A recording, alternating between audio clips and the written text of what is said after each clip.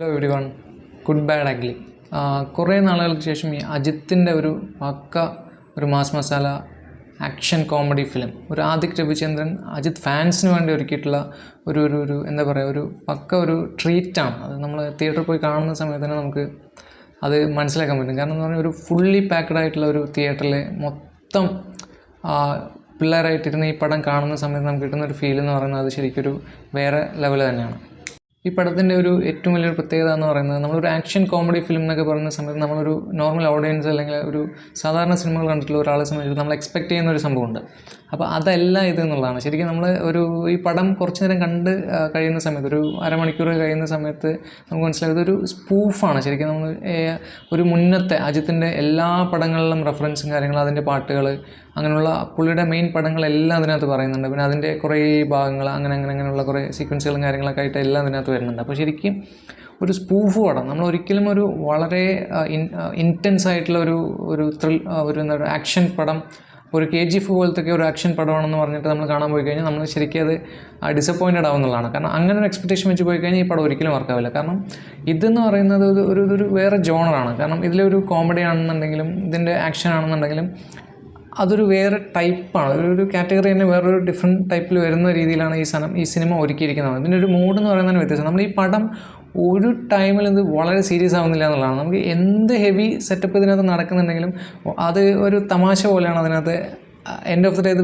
വരുന്നതൊരു തമാശ പോലെ തീരുന്നതാണ്. പിന്നെ അതുപോലെ തന്നെ ഈ പടം എന്ന് പറയുന്നത് നമ്മൾ കണ്ടുകൊണ്ടിരിക്കുന്ന സമയത്ത് തന്നെ നമുക്ക് ഒരുപാട് സംഭവങ്ങൾ നടക്കുന്നത്. ഇപ്പോൾ സെക്കൻഡ് ഹാഫിലൊക്കെ വരുന്ന സമയത്ത് അത് പറഞ്ഞു കഴിഞ്ഞാൽ സ്പോയിലറായി പോകും. അതുകൊണ്ട് അത് പറയുന്നില്ല. കുറേ സംഭവങ്ങൾ ഇതിനകത്ത് വരുന്നുണ്ട്. അപ്പോൾ അത് കാണുന്ന സമയത്ത് ഇപ്പോൾ ഡയറക്ടറുടെ ഒരു സംഭവം എന്ന് പറയുന്നത് നമുക്ക് ഇവിടെ എന്തും പറയാമെന്നുള്ളതാണ്. കാരണം ഡയറക്ടറെ സംബന്ധിച്ച് ഒരു പോയിൻ്റ് കഴിയുന്ന സമയത്ത് സിനിമ ആ ലെവലിലോട്ടാണ് അത് മേക്കിംഗ് എന്ന് പറഞ്ഞാൽ ആ ലെവലിലോട്ട് പോയിട്ടുണ്ട്. അപ്പോൾ എന്തും പറയാം, ഡയറക്ടർക്ക് എന്തും പറയാം, അല്ലെങ്കിൽ റൈറ്റർക്ക് ഈ പടത്തിൽ എന്ത് വേണമെങ്കിൽ കാണിക്കാം, ഓഡിയൻസ് അത് ബിലീവ് ചെയ്തോളൂ എന്നുള്ളൊരു പോയിന്റിലോട്ട് ഈ സിനിമ എത്തുന്നുണ്ടെന്ന്.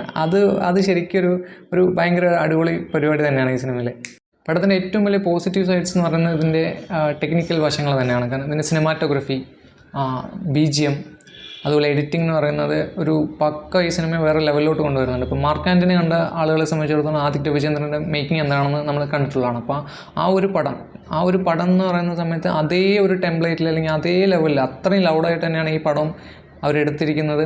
നമ്മൾ തിയേറ്ററിൽ പോയി കാണുന്ന സമയത്ത് നമുക്ക് എക്സ്പീരിയൻസ്, എല്ലാ പടം തുടങ്ങുന്നത് മൂലം അവസാനിക്കുന്നവരും BGM ഉണ്ട്. നമുക്ക് BGM ഇല്ലാത്ത പോയിൻ്റ് എന്ന് പറയുന്നത് വളരെ കുറവായിട്ട് അതാണ്. കാരണം അത്രയും ലൗഡായിട്ടുള്ള BGM ആണ് അതിനകത്ത് വന്നിരിക്കുന്നത്. ജി വി പ്രകാശിൻ്റെ മ്യൂസിക് എന്ന് പറയുന്നത് ഈ പടത്തിന് എലവേറ്റ് ചെയ്യുന്നതിൽ അത്രയും ഹെൽപ്പ് ചെയ്തിട്ടുണ്ട്. ഒരു വേറെ ലെവലാണ്. എപ്പോഴും ഒരു സ്റ്റെപ്പ് ഒരു മുകളിലായിട്ട് തന്നെയാണ് ഈ പടം നിൽക്കുന്നത്. അത് അതിൻ്റെ BGM വർക്ക് തന്നെയാണ്. അതിന് മൊത്തത്തിലൊരു ബാക്ക്ഗ്രൗണ്ട് മ്യൂസിക്, പിന്നെ ഇതിൻ്റെ സിനിമാറ്റോഗ്രഫി എന്ന് പറയുന്നത് ഗംഭീരമാണ്. കാരണം ഇതിൽ ഓരോ ഫ്രെയിംസും അല്ലെങ്കിൽ ഒരു സീനാണെങ്കിലും നമുക്കത് ശരിക്കും അത് ഒരു സ്റ്റാറ്റസ് വെക്കാൻ പറ്റില്ല, ഒരു സോഷ്യൽ മീഡിയയിലൊക്കെ സ്റ്റാറ്റസ് വെക്കാൻ പറ്റുന്ന തരത്തിലുള്ള എഡിറ്റിങ്ങും കളർ ഗ്രേഡിങ്ങും ആ പരിപാടിയൊക്കെയാണ് പിടിച്ചിരിക്കുന്നത്. അതുകൊണ്ട് തന്നെ അത് തിയേറ്ററിൽ അതൊരു പക്ക എൻജോയ് ചെയ്യാൻ പറ്റുന്ന ഒരു അങ്ങനത്തെ ഒരു മേക്കിംഗ് ആണ്. കാരണം ഇത് തിയേറ്ററിൽ കാണാൻ പറ്റുള്ളൂ. ആ പടം എന്ന് പറയുന്നത് തിയേറ്റർ കണ്ട് എക്സ്പീരിയൻസ് ചെയ്യുന്ന ഒരു സാധനമാണത്. പിന്നെ ഇത് കാണാൻ പോകുന്ന ഓഡിയൻസിനോട് ഈ ഒരു പടം കാണണം എന്ന് ചിന്തിച്ച് തിയേറ്ററിൽ പോകുന്ന ആളുകളോട് എനിക്ക് പറയാനുള്ള വിഷയം എന്ന് പറഞ്ഞു കഴിഞ്ഞാൽ, അതിപ്പോൾ തലയുടെ ആണെങ്കിലും മറ്റ് പടങ്ങൾ, ഇപ്പോൾ ഇതിന് മുന്നേ വന്നിട്ടുള്ള സിനിമകൾ അല്ലെങ്കിൽ അതിന് മുമ്പ് നമ്മൾ കണ്ടിട്ടുള്ള ഒരു ആക്ഷൻ പടങ്ങൾ, അങ്ങനെ ആ പടങ്ങളുമായിട്ട് കമ്പയർ ചെയ്തിട്ട് അതുപോലൊരു എക്സ്പീരിയൻസ് ആയിരിക്കുമെന്ന് ചിന്തിച്ച് പോയി കഴിഞ്ഞാൽ ഒരുപക്ഷെ നമുക്കിത് ഈ പടം വർക്കാവാൻ ഒരുപക്ഷെ അത് കണക്റ്റ് ആവാൻ കുറച്ച് ബുദ്ധിമുട്ടാണ്. ഇത് ഈ പരിപാടി, ആക്ഷൻ പരിപാടി കാര്യങ്ങളെല്ലാം ഉണ്ടെങ്കിലും പക്ഷേ ഇതിൻ്റെ ഇതൊരു ചെറിയൊരു സ്പൂഫ് പോലെയാണ് ഈ പരിപാടി വന്നിരിക്കുന്നത്. അപ്പോൾ അതുകൊണ്ട് തന്നെ നമ്മൾ ആ ഒരു കാര്യം മനസ്സിൽ വെച്ചിട്ട് നമ്മളിതിന് ആ ഒരു കാര്യം മൈൻഡിൽ വെച്ച് അത് പ്രിപ്പയർ ആയിട്ട് പോയി കഴിഞ്ഞാൽ നമുക്ക് ഈ പടം ഭയങ്കരമായിട്ട് എൻജോയ് ചെയ്ത് തുടക്കം മുതൽ അവസാനം വരെ എൻജോയ് ചെയ്ത് കാണാൻ പറ്റുന്നതാണ്.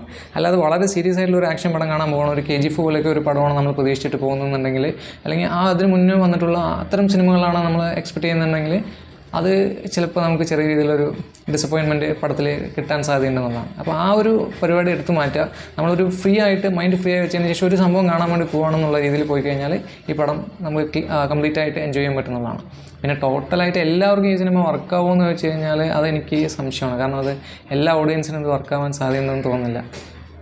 നിങ്ങളൊരു തല ഫാനാണ്, പിന്നെ അതുപോലെ ആദിക് രവിചന്ദ്രൻ്റെ മേക്കിംഗ് നിങ്ങൾക്ക് ഇഷ്ടമാണ്, മാർക്ക് ആൻ്റണി നിങ്ങൾക്ക് ഇഷ്ടപ്പെട്ടിട്ടുണ്ടെന്നുണ്ടെങ്കിൽ ഈ പടം നിങ്ങൾക്ക് വർക്കാവും. അപ്പോൾ തിയേറ്ററിൽ പോയിട്ട് ധൈര്യമായിട്ട് ടിക്കറ്റ് എടുത്ത് കാണാൻ പറ്റിയ ഒരു പടം തന്നെയാണ് മാർക്ക് ആൻ്റണി.